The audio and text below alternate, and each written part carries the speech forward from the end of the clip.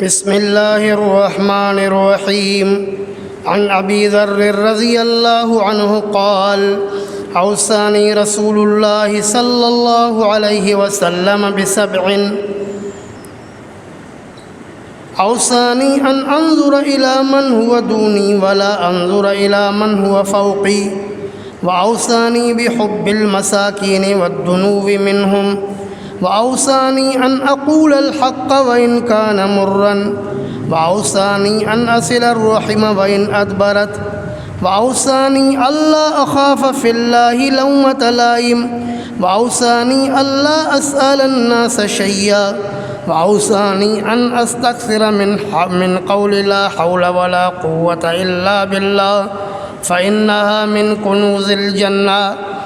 وعن رجل من اصحاب رسول الله صلى الله عليه وسلم قال رجل اوصني يا رسول الله قال لا تغضب.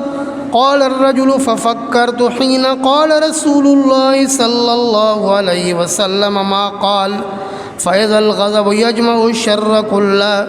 وعن أبي ذر رضي الله عنه قال أوصاني رسول الله صلى الله عليه وسلم إذا طبخت قدرا أن أكثر مرقها فإنه أوسع للجيران. ان احادیث کا عنوان ہے رسول اللہ صلی اللہ علیہ وسلم کی سنہری وصیتیں. پہلی حدیث حضرت امام طبرانی رحمہ اللہ کی کتاب الدعاء للطبرانی میں حضرت ابو ذر غفاری رضی اللہ تعالی عنہ سے منقول ہے. وہ کہتے ہیں اوصانی رسول اللہ صلی اللہ علیہ وسلم بسبع، کہ رسول اللہ صلی اللہ علیہ وسلم نے مجھے 7 وصیتیں فرمائی. ان 7 وصیتوں میں سے پہلی وصیت یہ فرمائی کہ میں نعمتوں کے معاملے میں اپنے سے کم درجے کے لوگوں کو دیکھوں، اپنے سے اونچے درجے کے لوگوں کو نہیں دیکھوں. حدیث کی کتاب سنن ابن ماجہ میں حضرت صلی اللہ علیہ وسلم کا یوں ارشاد ہے لِأَلَّا تَزَّرُوا نِعْمَةَ اللَّهِ، کہ نعمتوں میں اپنے سے کم درجے کے لوگوں کو دیکھو، اپنے سے اوپر کے درجے والے لوگوں کو مت دیکھو. کیونکہ اگر آپ اپنے سے اوپر درجے والی نعمت والے لوگوں کو دیکھو گے تو اللہ رب العالمین کی نعمتوں کی تحقیر کرو گے. آپ کہو گے دیکھو فلاں کے پاس کتنا بڑا عالیشان مکان ہے، میں تو کرائے پر رہ رہا ہوں. فلاں کی کتنی عالیشان گاڑی ہے، میرے پاس تو موٹر سائیکل بھی نہیں ہے. یوں اگر بڑے مالداروں کے مال کی طرف اور ان کے اسباب کی طرف نظر کرو گے تو اللہ کی ناشکری کر بیٹھو گے. اس لیے حضرت ابو ذر غفاری رضی اللہ تعالیٰ عنہ نے فرمایا کہ میرے نبی نے مجھے پہلی وصیت یہ فرمائی کہ نعمتوں میں اپنے سے اونچے درجے کے لوگوں کو نہیں دیکھنا بلکہ اپنے سے کم درجے کے لوگوں کو دیکھنا تاکہ شکر کی توفیق ملے. اگر آپ کے پاس جوتے ہیں تو آپ ان کو دیکھنا جن کے پاس جوتے ہی نہیں ہیں. اگر آپ کے پاس جوتے نہیں ہیں تو آپ ان کو دیکھنا جن کے پاس پیر ہی نہیں ہیں. حضرت شیخ سعدی رحمہ اللہ کے متعلق منقول ہے، یہ مسجد میں جا رہے تھے، راستے میں اس کے جوتے کا تسمہ ٹوٹ گیا. اس کے پاس پیسے نہیں تھے کہ راستے میں کسی موچی کے ذریعے اس جوتے کو سلوا سکے. اس کے دل میں آیا کہ میرے پاس اتنے بھی پیسے نہیں ہیں کہ میں جوتا سلوا سکوں. جب آگے گیا تو مسجد کے دروازے پر ایک شخص کو دیکھا جس کی ٹانگیں ہی کٹی ہوئی ہیں. فوراً رب ذوالجلال سے عرض کی میرے مولا واقعی آپ کا مجھ پر بہت بڑا احسان ہے، اگرچہ میں ننگے پیر ہوں، کوئی مسئلہ نہیں، فلاں بندے کے پاس تو پیر ہی نہیں ہے، اس سے بڑھ کم از کم اس کے بنسبت تو مجھ پر اللہ کی بڑی نعمت ہے۔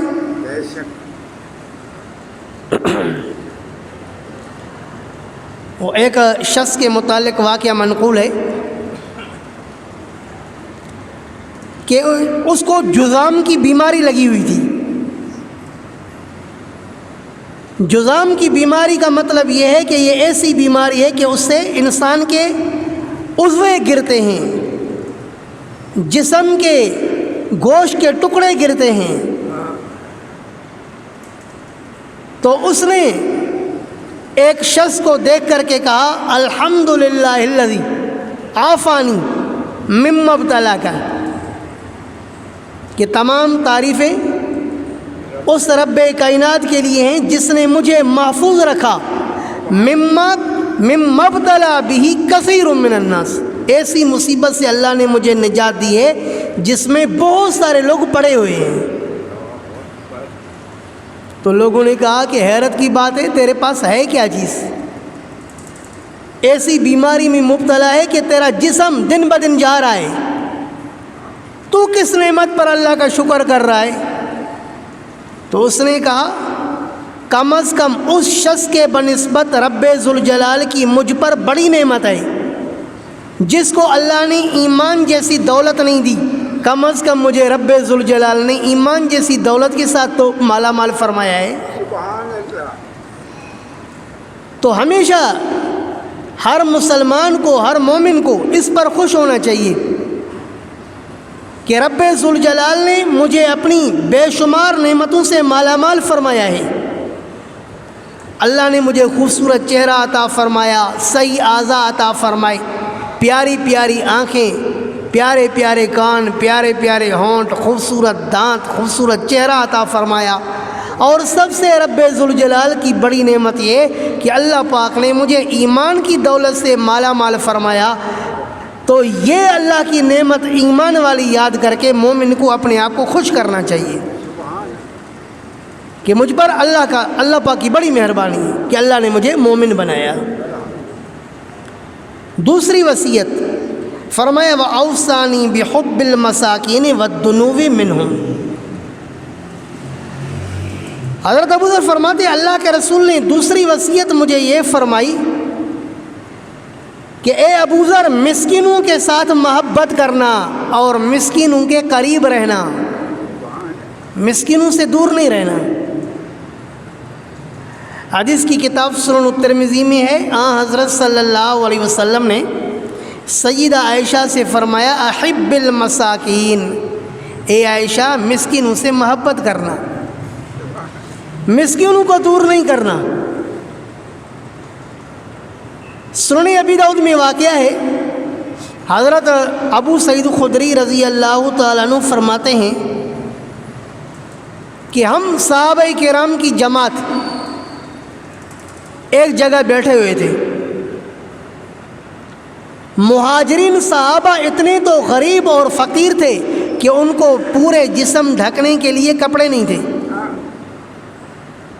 ہم مجلس میں بیٹھے ہوئے تھے اور بعض کو اپنے لباس کے ذریعے چھپا رہے تھے۔ اس دوران ہمارے درمیان میں ایک قاری صاحب قرآن کی تلاوت کر رہے تھے۔ اس دوران رسول اللہ صلی اللہ علیہ وسلم تشریف لائے تو قاری صاحب نے احتراماً خاموشی اختیار کی۔ سید عالم صلی اللہ علیہ وسلم نے فرمایا کہ تم لوگ کیا کر رہے تھے؟ ہم نے عرض کیا یا رسول اللہ قرآن سن رہے تھے اور کیا کر رہے تھے؟ پیارے نبی صلی اللہ علیہ وسلم نے اس موقع پر رب ذوالجلال کی تعریف کی، الحمدللہ الذی جعل فی امتی من اصبر نفسی معہم۔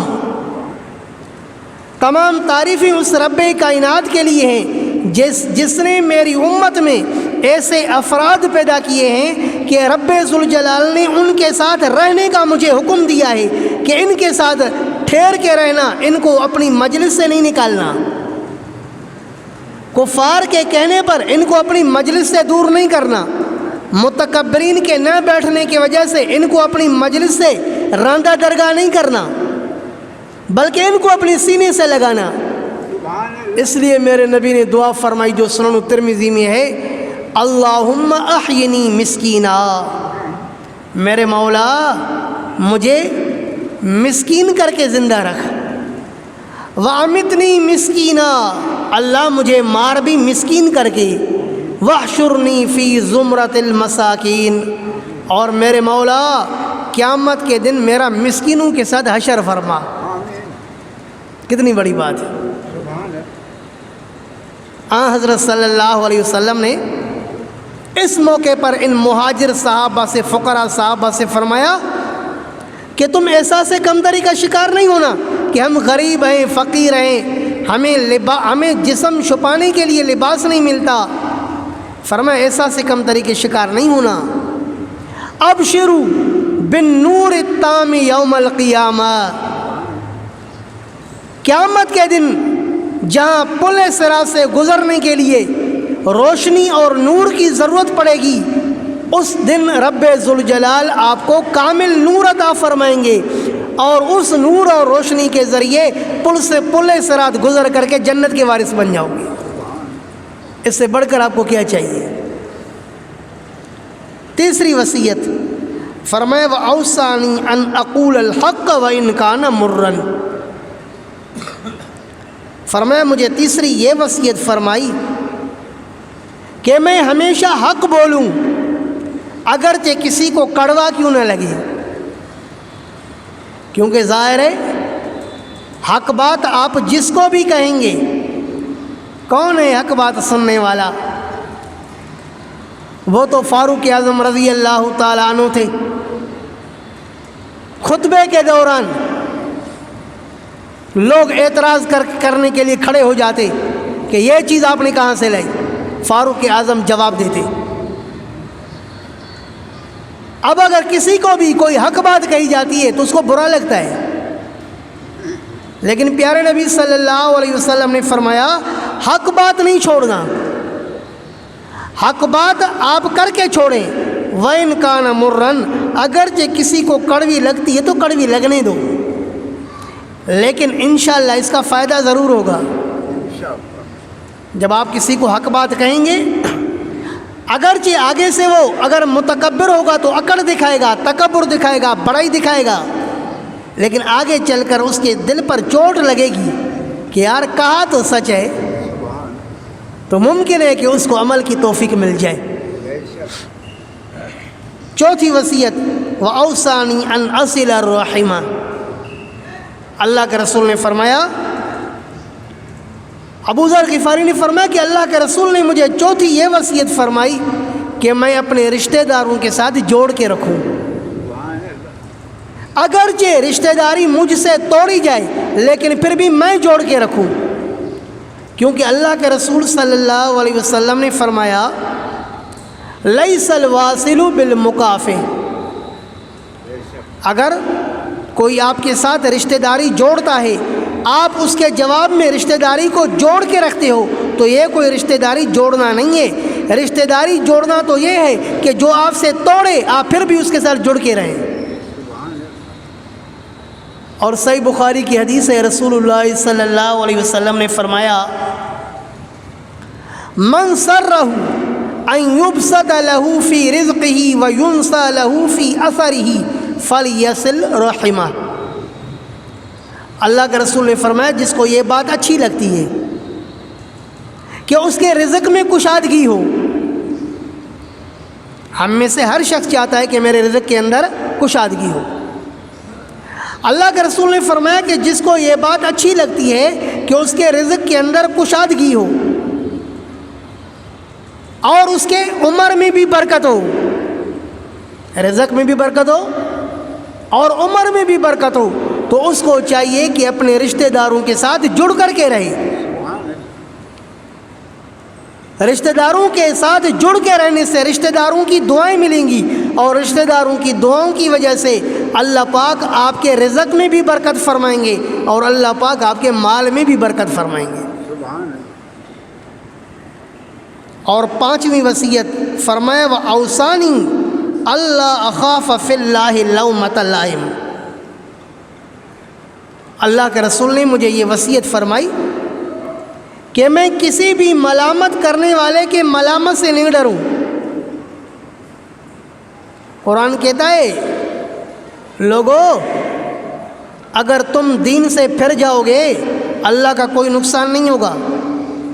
فَسَوْفَ يَأْتِ اللَّهُ بِقَوْمٍ يُحِبُّهُمْ وَيُحِبُّونَهُ، اللہ تمہیں آگے کر کے تمہارے پیچھے ایسے لوگ پیدا کرے گا جو اللہ سے محبت کریں گے اور اللہ ان سے محبت کرے گا، اور وہ اللہ کے راہ میں جہاد کریں گے۔ وَلَا يَخَافُونَ لَوْمَةَ لَائِمٍ، اور کسی ملامت کرنے والے کے ملامت سے قرآن کہتا ہے نہیں ڈریں گے۔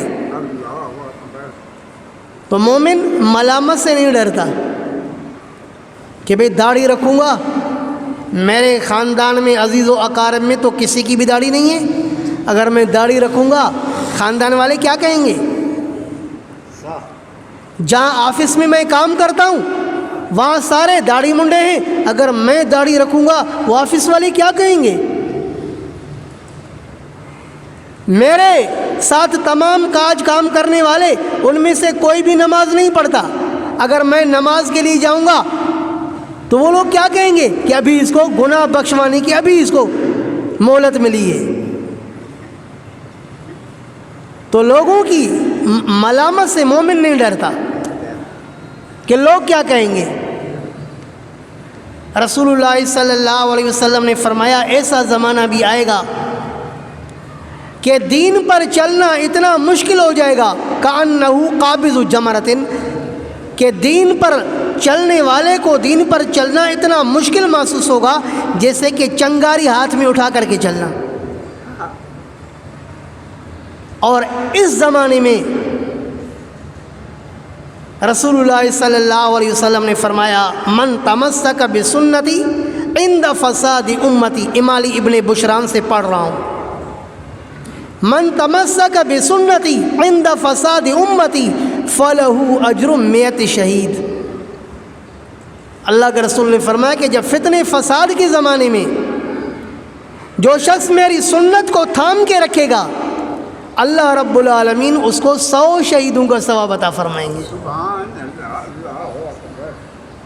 تو مومن کسی کی ملامت سے نہیں ڈرتا دین کے معاملے میں کہ اگر میں کوئی یہ دینی کام کروں گا لوگ مجھ پر مذاق اڑائیں گے، تانے دیں گے، مومن ان چیزوں سے نہیں ڈرتا۔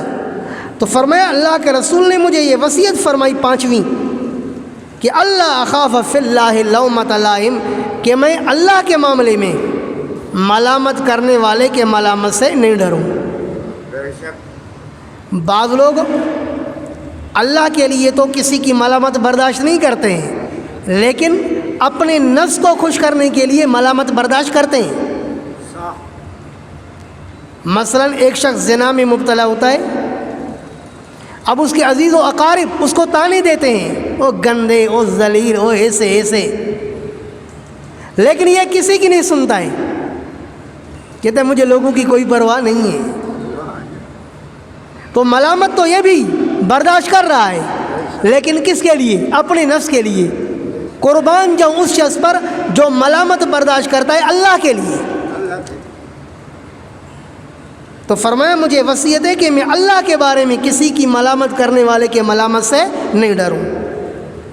نمبر 6 وَأَوْصَانِي أَلَّا أَسْأَلَ النَّاسَ شَيْئًا،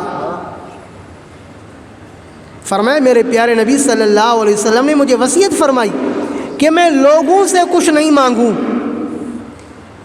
سبحان اللہ۔ رسول اللہ صلی اللہ علیہ وسلم نے یوں بھی ارشاد فرمایا کہ جس کے پاس صبح اور شام کا کھانا موجود ہے پھر بھی اگر وہ لوگوں کے سامنے ہاتھ پھیلاتا ہے، اللہ کے رسول نے فرمایا قیامت کے دن اس حال میں آئے گا کہ اس کا چہرہ زخمی ہوگا، بعض روایت میں کہ اس کے چہرے پر گوشت نہیں ہوگا۔